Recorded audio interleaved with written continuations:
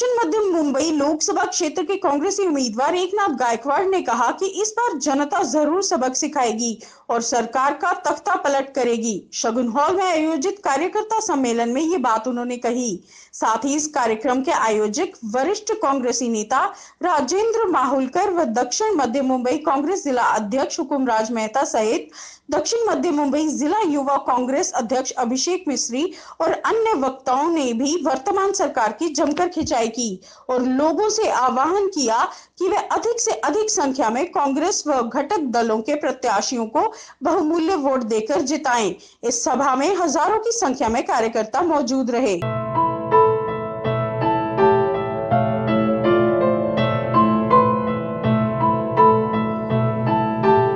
देश में 2014 का इलेक्शन और 2019 का इलेक्शन में बहुत फर्क है।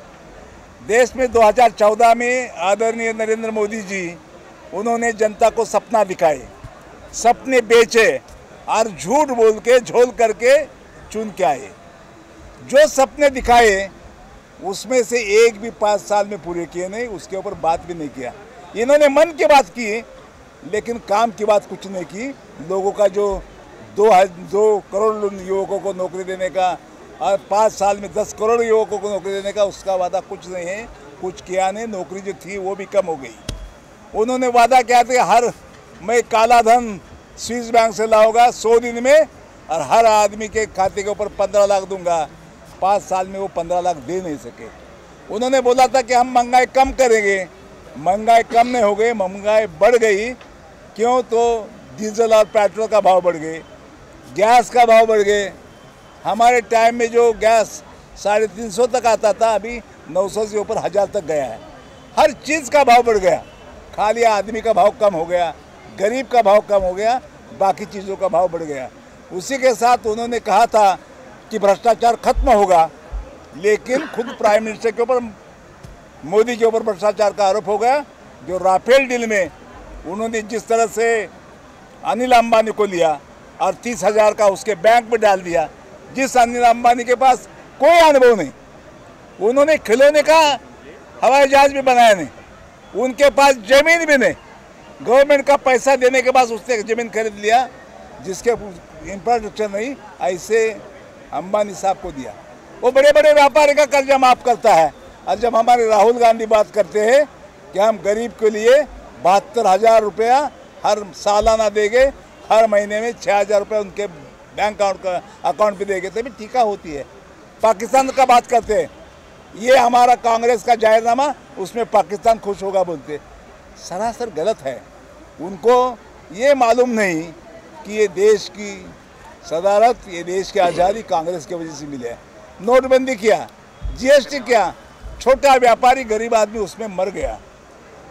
बैंकों के लाइन में 100 से ज़्यादा आदमी इनका मृत्यु हो गया, हार्ट अटैक हो गया। जाहिर करे कि मोदी के वजह से वो सब आदमी मर गए। मोदी के ऊपर 302 का मुकाबला करना चाहिए। नरेंद्र मोदी बातें बहुत करता है, काम कुछ नहीं करता है। उसने जिस योजना किया उसी योजना में कुछ काम नहीं हो गया। हमारी योजनाएं नाम बदल करके वो काम करना चाहते हैं। अभी उनका सब जो है खेल खत्म हो गया, 5 साल पूरे हो गए। अभी इलेक्शन है, जनता निर्णय देगी और मोदी को घर में भेजेगी, ऐसा मैं समझता हूं। और राहुल गांधी ने जो वादा किया है वो वादा पूरा करना राहुल गांधी और हम लोगों का कर्तव्य है। हम वो वादा पूरा करके दिखाएंगे। जहाँ तक मनसे का विचार है, वो मनसे के राज ठाकरे कल मीटिंग है, वो बात करेगी। मनसे क्या बात करेगा अब मैं क्यों बताएं। और जब मेरे को जिसका और कांग्रेस, राष्ट्रवादी कांग्रेस और हमारी युति के जो मित्र पार्टियाँ, जो महायुति है, हमारी महाआघाड़ी है, वो महाआघाड़ी को किसने सपोर्ट करना वो उनका काम है। और किसी का भी सपोर्ट आएगा तो हम लेंगे ना। डेमोक्रेसी में अब किसी का सपोर्ट नहीं चाहिए, ऐसा बोल नहीं सकते। सबको साथ में लेके जाएंगे और सबके लिए काम करेंगे। गरीब को ऊपर उठाने का हम लोग काम करेंगे। देखो ये बात है ना, ये लड़ाई अमीर और गरीब की लड़ाई है। और अमीर और गरीब की जो लड़ाई है, वो लड़ाई गरीब लोगों को मालूम पड़ गया, झोपड़पट्टी वासियों को भी मालूम पड़ गया, किसानों को भी मालूम पड़ गया। हर व्यक्ति को ये मालूम पड़ा है कि कांग्रेस लाओ देश बचाओ का नारा पूरे भारत देश में चल रहा है। और इसके लिए जगह जगह पे आप मैं देख रहा हूँ, पूरे साउथ सेंट्रल मुंबई के अंदर कि भारी संख्या में गर्दी हो रही है, भीड़ हो रही है और सब लोगों का एक ही है, कांग्रेस लाओ और देश बचाओ। तो बार बार वही है जैसे हमारे नेता ने बताया, हमारे उम्मीदवार ने बताया कि जनता त्रस्त हो चुकी है। हमारा देश का पंतप्रधान इतना झूठ बोल रहा है कि अभी अब गली मोहल्ले में जाएंगे और जैसे उनके जो उम्मीदवार निकलते हैं और जैसे पूछते हैं कि हमको वोट दो, तभी बोलते हैं जो वादे किए उसका क्या हुआ। ये मीडिया शायद आपको नहीं बोल रहा हूँ मैं, लेकिन जो तुम्हारे चैनल है उसने सब झूठ दिखा के उनके दिमाग में डालने का जो प्रयास किया है। अभी लोग भी आपके भी बारे में कहना शुरू हो गया वैसा दिखेगा तो, लेकिन आपको मैं विनती करता हूँ कि आप सच दिखाओ, सच दिखाना आपका फर्ज है। आने वाली 29 तारीख को अभी ये खासदार है अपने वहाँ का शिवसेना का, इससे आप पूछो ना 5 साल कहाँ थे आप, पूछो उसको एक काम किया है क्या तुमने, आपको पता नहीं उसने क्या किया है। इन्होंने एक ही काम किया है, उनके नगर सेवक का काम किया, उसका उद्घाटन किया है और उसी का बिल बना के आप समझ जाओ क्या किया है। सबसे पहले आज की सभा के बारे में बात करूंगा मैं। आज का जो सभा रहा वो काफ़ी एक सफल सभा के रूप में आज चेंबूर में आयोजित किया गया। थोड़ा सा लेट हुआ आने में, लेकिन ये जो जनता का प्यार था, कार्यकर्ताओं का प्यार था कि वो आखिरी तक यहाँ उपस्थित रहे और हमारे नेता श्री एकनाथ गायकवाड़ जी का उन्होंने यहाँ पर वेट किया और स्वागत किया और उनका भाषण होने के बाद ही वो अपने कुर्सी से उठे। तो मैं सबसे पहले उनका धन्यवाद कहना चाहूँगा। और रही बात मैनिफेस्टो की, तो बहुत सारे मुद्दे इस मैनिफेस्टो में दिए गए हैं। हर वर्ग के लोगों को इस मैनिफेस्टो का फ़ायदा होने वाला है। सबसे पहले सुनिश्चित न्यूनतम आय, महिलाओं का सशक्तिकरण और प्रदूषण के बारे में, प्रदूषण निवारण, ऐसे बहुत सारी चीज़ें हमारे इस मैनिफेस्टो में है और विश्वास है कि हमारी सरकार आएगी और इन सभी मुद्दों पर, इन सभी मैनिफेस्टो पॉइंट्स पर अमल होगा। राजस्थान में देखा, मध्य प्रदेश में देखा, छत्तीसगढ़ में देखा,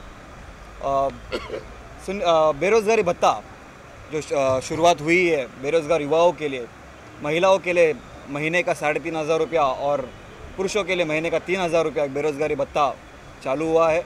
तो इसी तरह मुझे लगता है महाराष्ट्र में भी युवाओं के लिए बेरोज़गारी भत्ता शुरुआत हुई है कि 5 साल में भाजपा ने जो जहरीला माहौल देश के अंदर बनाया है, उस जहरीले माहौल को कैसे ख़त्म किया जाए, ये बात आम जनता तक और कांग्रेस जनता तक पहुंच चुकी है। महंगाई अपनी जगह पर है, बाकी बातें अपनी जगह पर है, लेकिन बीजेपी ने, आरएसएस ने जो नफ़रत का माहौल इस देश के अंदर बनाया है, दो समुदायों के बीच में, समाज के बीच में जो टकराव का माहौल बना दिया है, इससे पहले इस देश में कभी नहीं हुआ था। अंग्रेज़ों के समय में भी इतना घातक मामला नहीं था। इस बात को ध्यान में रखते हुए सेकुलर विचारधारा के लोग रखने वाले, जो विचारधारा रखने पर विश्वास करने वाले लोग हैं, वो खुद से कांग्रेस के, एनसीपी के जलसों में आ रहे हैं, आम सभाओं में आ रहे हैं। बहुत ज़्यादा मेहनत नहीं करनी पड़ रही है। एक जन भावना लोगों के बीच में आई है कि नफ़रत वाली इस सरकार को इस बार ज़रूर से ज़रूर हटाना है, ज़रूर से ज़रूर भगाना है। इसी बात को ध्यान में रखते हुए सब, चाहे माँ हो, बहनें हो, भाई हो, कोई भी हो, जितने सेकुलर विचारधारा के लोग हैं वो एक साथ में जुट रहे हैं। पूरे भारत में आप देख लो कि क्या माहौल बना हुआ है। ये जज्बाती बातें करते हैं। आप पुलवामा का मामला देख लो, पुलवामा में जो कांड हुआ, हमारे शहीद हुए, सभी सेकुलर पार्टियों ने अपने प्रोग्राम 2 दिन 3 दिन के लिए रद्द कर दिए। हमारी नेता प्रियंका गांधी ने लखनऊ में जिनकी कॉन्फ्रेंस होने वाली थी, उसको उन्होंने रद्द किया। लेकिन ये मोदी राजस्थान में चुनावी भाषण दे रहा था और सब शहीदों का फ़ोटो बैकग्राउंड में लगा करके शहीद हुए लोगों का